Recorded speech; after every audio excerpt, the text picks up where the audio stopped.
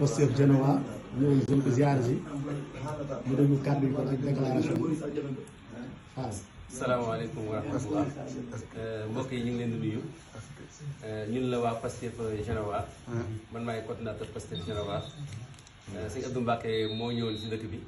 ñu defoon délégation ñun waa Pastef Genoa ma ànd ak secrétaire administratif bi ak vice coordonnateur bi ak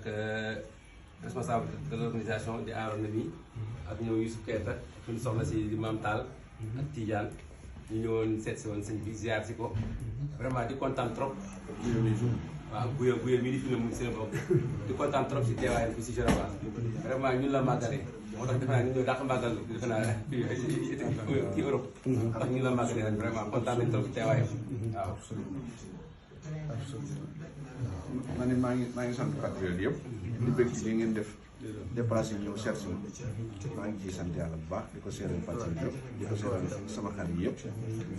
yi fi nekk ci dëkk bi te même ay soppe Ousmane donte xëy na amuñu carte membre waaye wóor na ma ne yéen ñi ci bokk ni ngeen bëggee Ousmane ñoom noonu lañ bëggee Ousmane noonu la leen Ousmane doy ñii sama xaritam nekk ci dëkk bi te fekk jotaay bi maa ngi leen ñëpp di leen sant ci liggéey bi di leen dëggal ngeen gën a góorgóorlu ndax liggéey bi ci kanam la fexe ba partenaires yi nekk gën a xamante gën a jaxasoo gën a àndandoo ci liggéey bi loolu mooy suñu liggéey danañ ci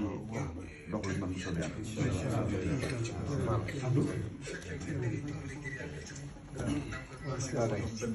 waaw ñu rafetlu wax dëgg yàlla bés bi tey ndaxte suñu sëriñu président bu teewee ñëw màggaloog ñun moom du ñu def lu dul bëgg waaw di ko sant bu baax a baax a baax di wax ne moom jotaay bi fas yéene nañ boo fi ñëwatee mu gën a yaatu lool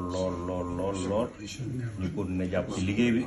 fexe daal ba Pastef Genoa jëm ca kanam a kanam a kanam rawatina nag Pastef bu Italie bi yëpp waaw Ousmane Sonko moom ñu ngi ci ginnaaw bu sëñ bi nekkee ci ginnaaw rawatina dañ ciy gën a sawar kon moom sëñ bi gërëm nañ la ñu ngi lay dalal ci jàmm ak salaam yàlla na la fi yàlla bàyyi ci yokk wér gi yokk taxawaay jërëjëf.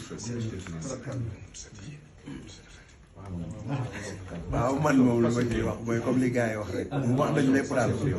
vraiment kontaan nañ ci sëñ bi trop kontaan nañ wax dëgg yàlla kontaan nañ trop xam naa ne Ousmane Sonko di def tam kontaan na aussi quoi waaw comme ni gars yi waxee rek man moom mënu maa wax ci mbooloo macha allah.